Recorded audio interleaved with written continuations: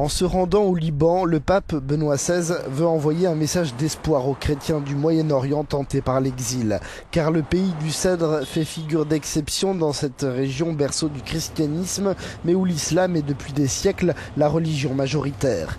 Ici, la liberté de culte et de conscience est gravée dans le marbre de la Constitution en son article 9.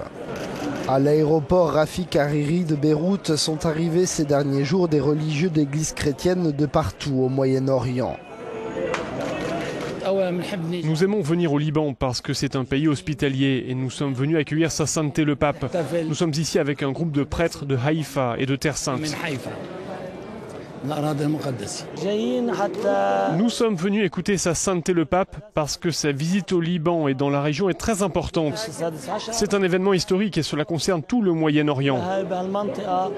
J'espère que cela va revigorer tout le Moyen-Orient.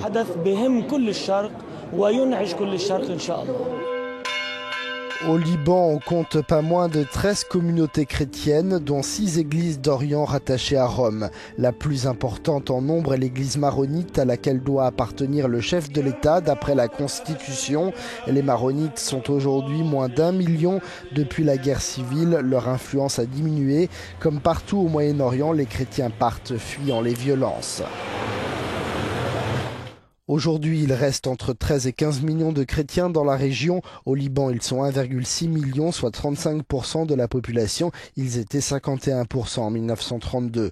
En Syrie, ils sont 1,1 million, soit 15% de la population. En Égypte, ils seraient quelques 8 millions, soit 10% de la population. En Irak, enfin, ils étaient 1,5 million, soit 5% de la population, avant 2003.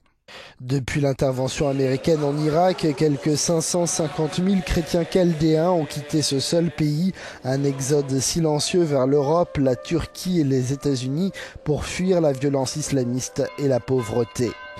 Un scénario qui serait en train de se reproduire en Syrie. Les chrétiens y sont souvent jugés comme plutôt favorables au régime de Bachar el-Assad et beaucoup dans la région de Homs notamment ont fui l'avancée des rebelles pour se réfugier à Damas ou même au Liban.